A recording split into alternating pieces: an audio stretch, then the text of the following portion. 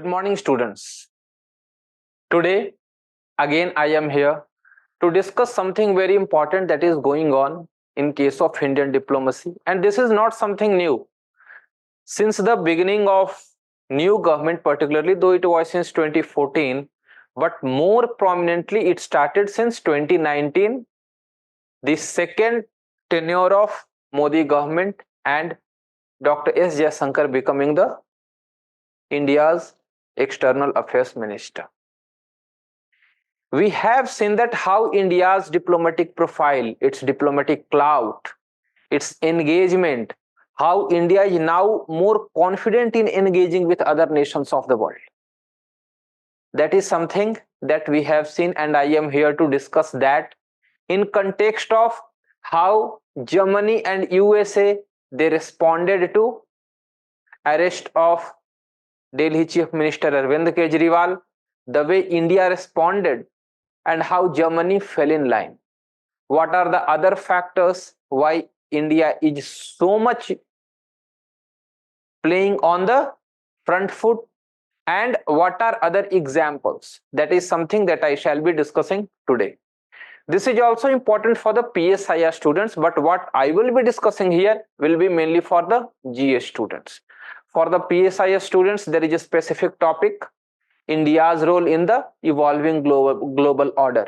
So what we are discussing here, that can be sort of examples. However, theory, for that I shall be taking a completely separate discussion video where I shall be talking about the ideas of Robert Cox, who is a neo-Gramscian, about the ideas of hegemony and how India has tried to create a counter hegemony in the international scenario, whether it is through Vaccine Matri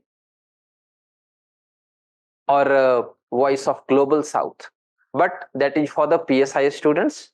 Today, only for the GS students.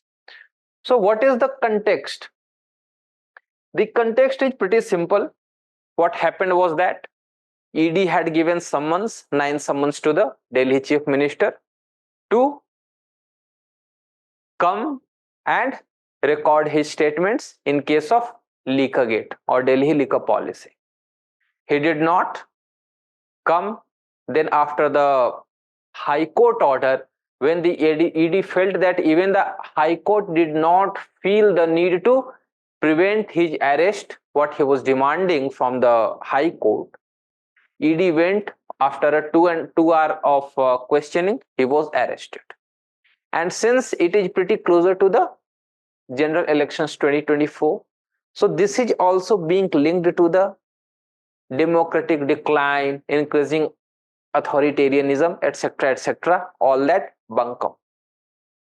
So after that, it was the Germany which responded first. And look at the precise statements. What did they say? Like anyone else facing accusation, Kejriwal was entitled to a fair and impartial trial. We assume and expect, look at the terms, assume and expect that standards related to independence of judiciary and basic democratic principles will also be applied in this case. Normally, you will see, okay, what is different in this? This is pretty boilerplate, very common statement. But the moment they said that he was or he is entitled to a fair and impartial trial, it means you have got doubts that there won't be a fair and impartial trial, right? Then standards related to independence of judiciary and basic democratic principles will be applied in this case. So can there be a scenario that it cannot be applied? When you are saying this, it means somewhere you are doubting, कहीं ना कहीं आप doubt कर रहे हो कि ये चीजें नहीं हो सकती हैं, independence of judiciary and basic democratic principles. And it means you are overall questioning the democratic credentials, independence of judiciary of India. And the very simple question is, who are you to ensure that? Who are you to question that? Who made you the custodian? We are not a colony. Who are you to say this? Moreover, traditionally, these nations, they make such statements, particularly with respect to Africa, with respect to nations of Latin America, which are fragile nations, where rule of law is generally not followed. Very frequently, there are coups. Judges are arrested. Military leadership that takes control. Is India such a nation? The answer is no. We are a very vibrant democracy. A judiciary which is strongest in the world. Even the US judiciary has not got this much power, the amount of power Indian judiciary enjoys. Then USA statement, we encourage a fair, transparent and timely legal process for chief minister, and we are closely following. Again the same question, who are you? Right? Because you see, many of the good thing is that I have not heard political leaders they appreciating this, that okay, you see now Germany is also talking about it, USA is also talking about it. This is very good. Reason being, this is something our internal matter. What right does any other nation have? That to a friendly nation, that to a democratic nation. What right do you have? देखो, इस तरह के statements पहले दिए जाते थे और हम चुपचाप कहते थे और हम एक्सप्लेनेशन देते थे कि नहीं हम ऐसा कर रहे हैं, नहीं हम वैसा कर रहे हैं, हम ये सारी चीजों को फॉलो कर रहे हैं. But things are changed now. Rather than giving explanations, rather than giving reasonings, now we simply ask, who are you to say all this? And this is what a sovereign nation with a spine must do. There are various reasons why India has reached to this stage that we shall be discussing. But this is how it means through these statements, they simply question, if in the exam you are going to write, no need to write all these questions. Sorry, no need to write all these statements. You simply write that Germany and USA raised concerns about the arrest of Delhi Chief Minister. This is one simple statement and both these are covered. Because आप newspaper की reporting नहीं कर रहे हो तो ये आपको लिखने की जरूरत नहीं. ओके. सो उसके बाद देखो इंडिया ने क्या किया. इंडिया ने दोनों के ऑनवॉइस को समन किया. पहले जर्मनी वाले को बुलाया, फिर यूएसए वाले को बुलाया, और उसके बाद इंडिया ने स्पेसिफिक स्टेटमेंट्स भी दिए हैं.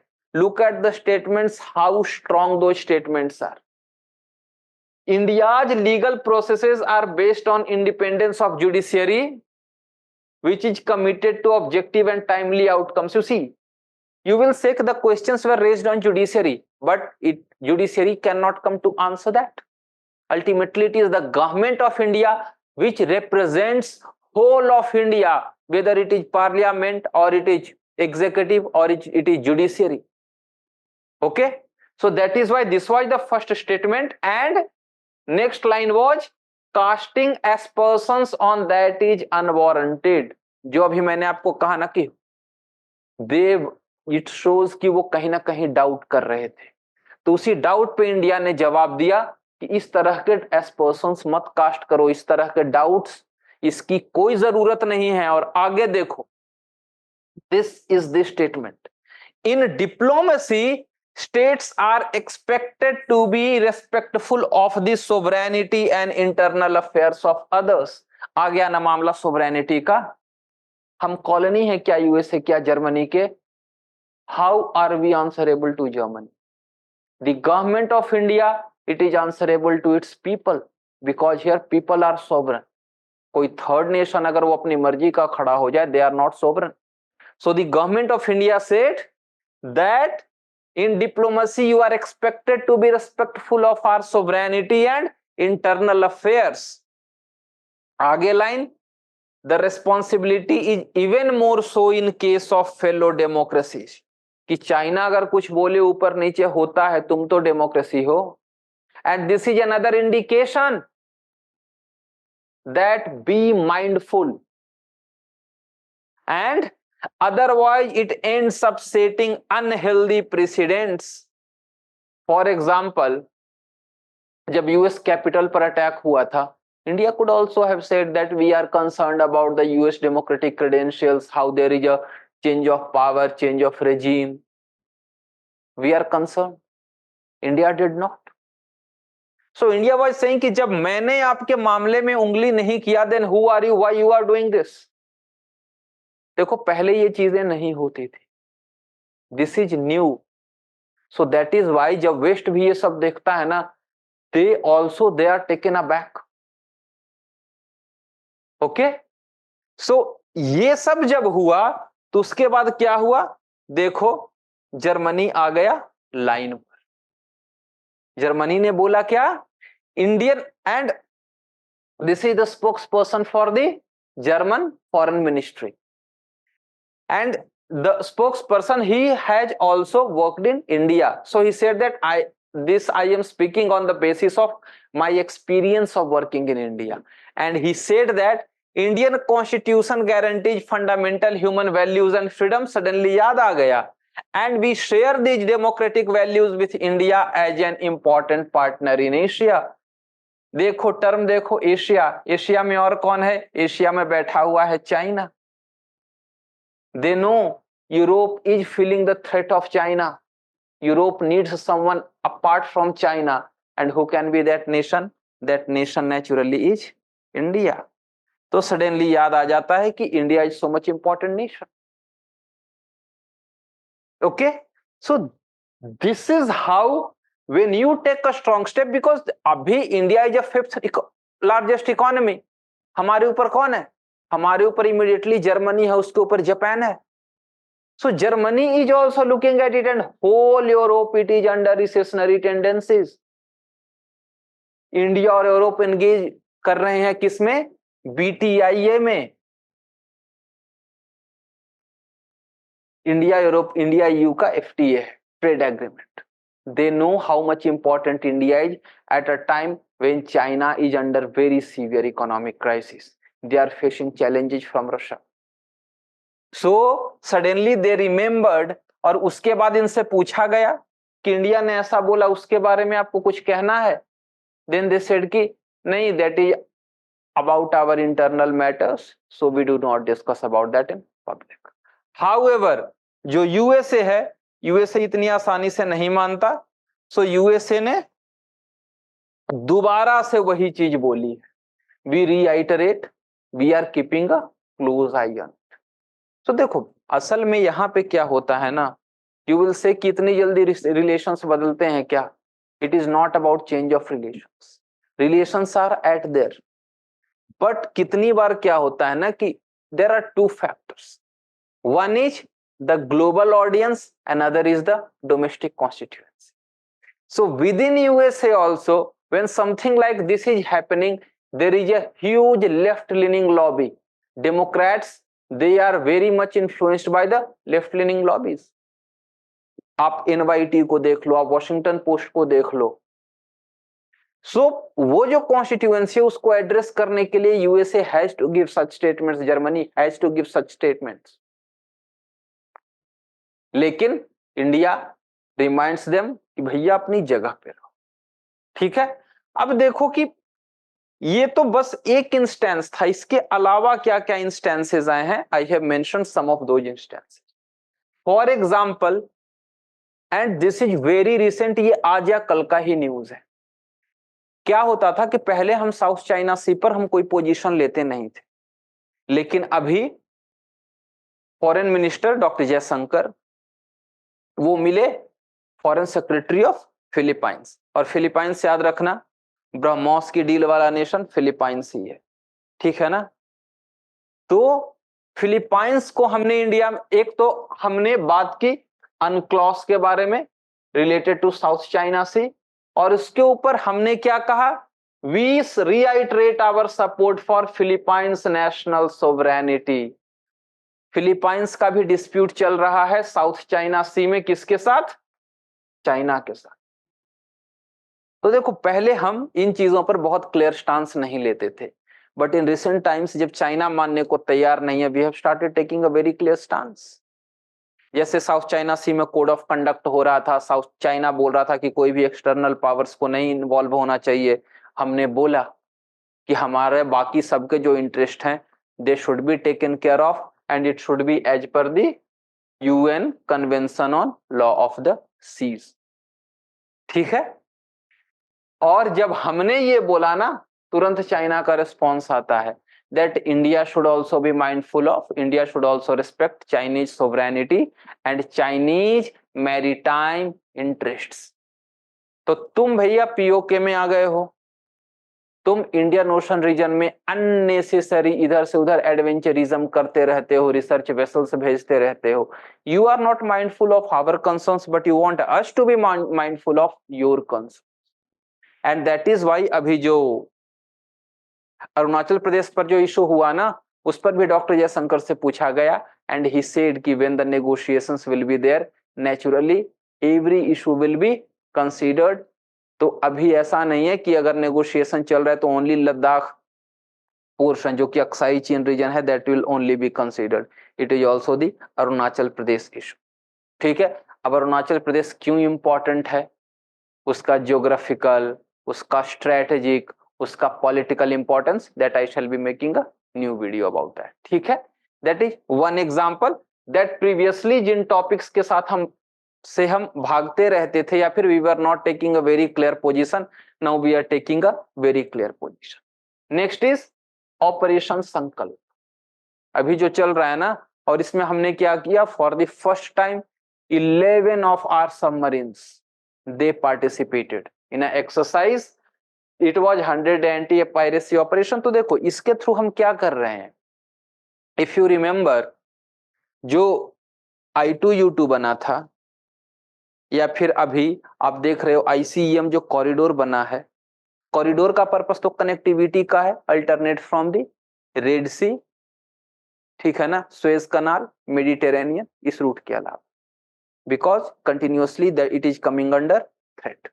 लेकिन I2U2 का पर्पस क्या था, यूएसए खुद को पीछे हटा रहा है गल्फ से, लेकिन गल्फ में प्रेजेंस तो चाहिए। So there it is always an US concern कि if I vacate the place China might occupy that place, but USA does not want that, so USA wants India to take that place. Moreover the gulf nations, Gulf monarchies, they also want some reliable security partner, and India being in the vicinity, India is also always seen as a reliable partner. So through this we are not just showing that in the Indian Ocean region we are the net security provider, but also that at the every beck and call we shall be there, we shall be present to provide security.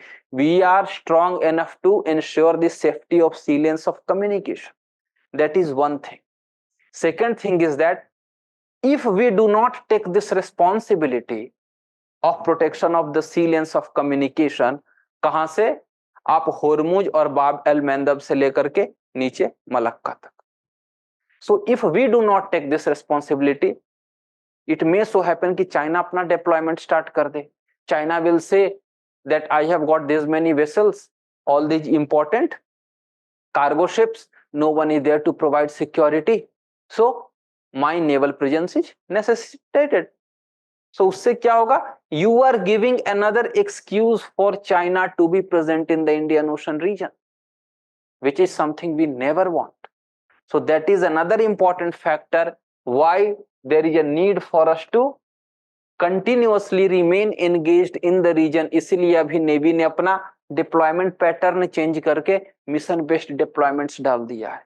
Continuously our warships and our frigates, they are there in the region, continuously helping the nations, helping other ships, cargo ships out, protecting them from piracy। अगला क्या है, Russia Ukraine crisis में USA बोलता रह गया, west बोलता रह गया, we did not take any one side, right. And सिर्फ उतना ही नहीं, हमने रशिया के साथ अपने रिलेशंस भी डीपन कर दिए, going for energy trade. So this shows that now we are playing on front foot and we are playing as per, we are taking decisions as per our own national interest rather than giving two hoots to the concern of any other nation. Next is democracy पे भी criticism आया था. All of you must have heard that V-Dem का report. पहले India को क्या बोला गया? Electoral autocracy. फिर अभी कहा गया है one of the worst autocratizers. Then religious freedom, CAA का रिपोर्ट आया तो उस पर यूएससीआईआरएफ इसने बोला you need to pay attention to this, you engage about this. लेकिन अभी हमने कहा भैया कोई लेना देना नहीं. This is our internal matters and no one is going to lose citizenship because of this. So that is another factor that shows कि, क्योंकि देखो पहले क्या होता था ना, it is not that the governments can not take strong decision, but strong decisions अगर if you are taking for your domestic constituency, लेकिन एक्सटर्नल अगर प्रेशर आता है, क्योंकि एक्सटर्नल प्रेशर का क्या होगा, उनके साथ एंगेजमेंट, वहां से इन्वेस्टमेंट, ये सारी चीजें, देन टेक्नोलॉजिकल एक्सचेंजेस, तो ये सारी चीजें it matters a lot.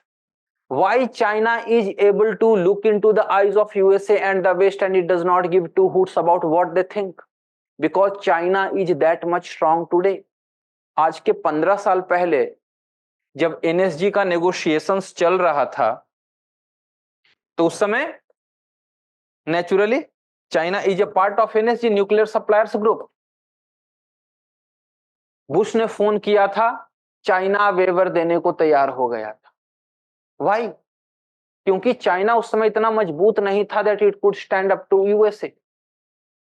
But economic crisis के बाद and since coming of Xi Jinping, China thinks that it is that much strong. So that is why अभी भी वो ताइवान को थ्रेटन कर रहा है.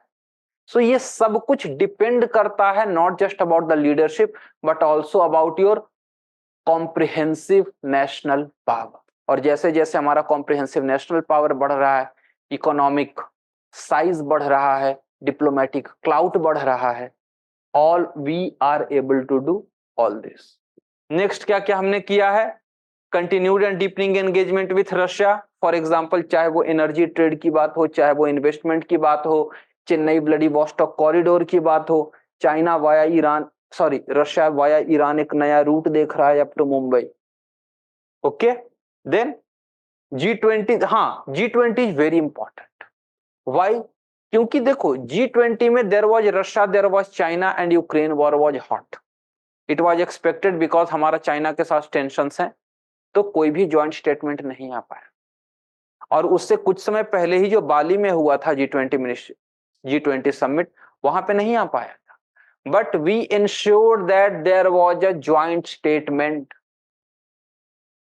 there was a statement at the G20 and this shows that India has got that much clout and that much influence that it can bring other nations together to agree to something.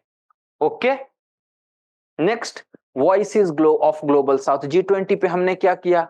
African Union became a member of G20, right?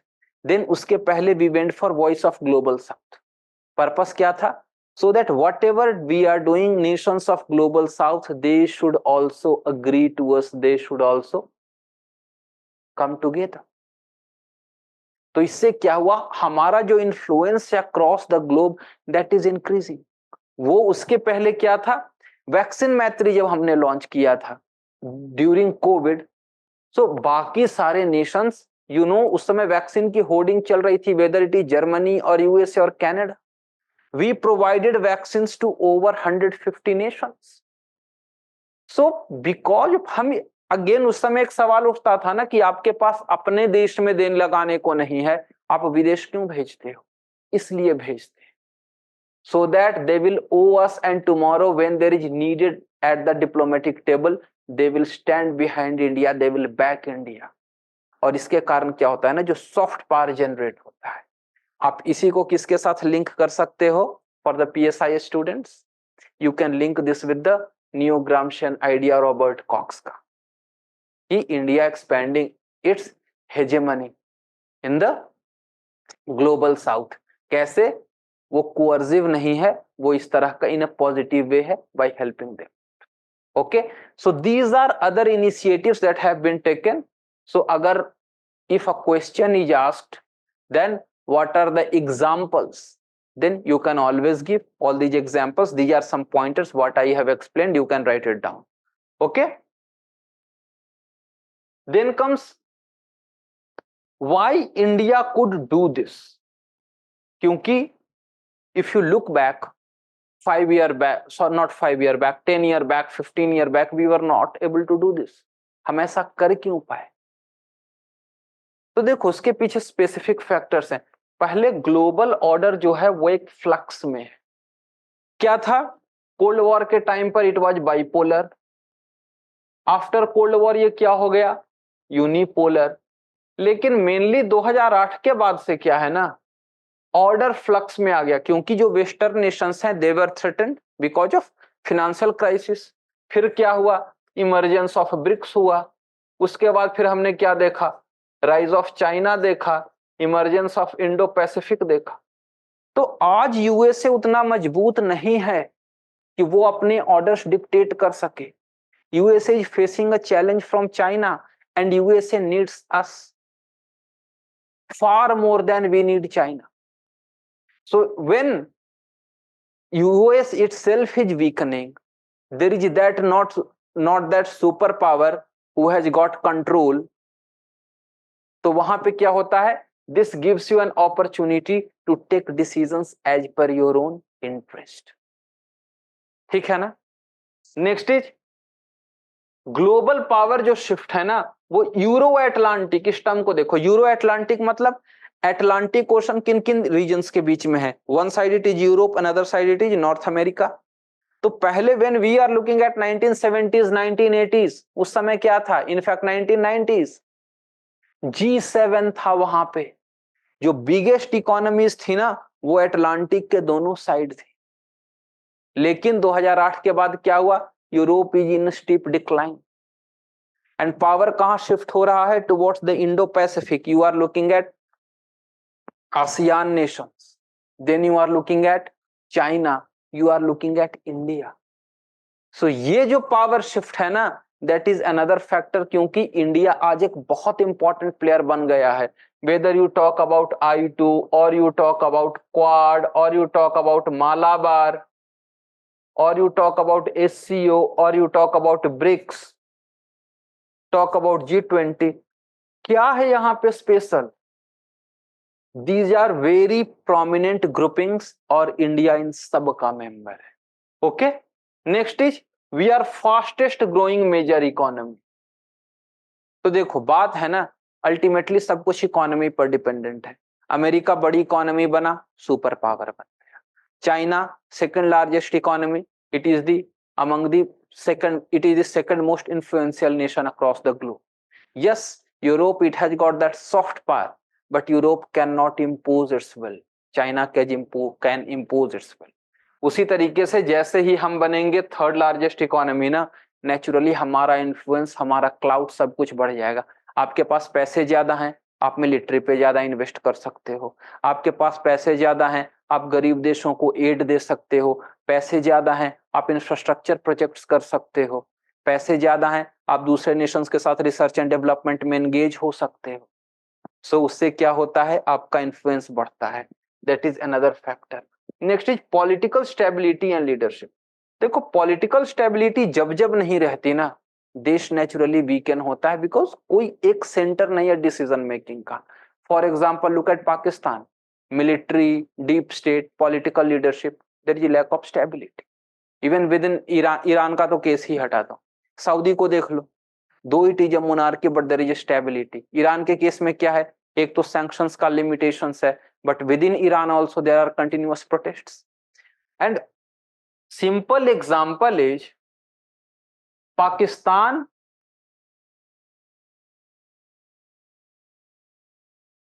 Versus Bangladesh.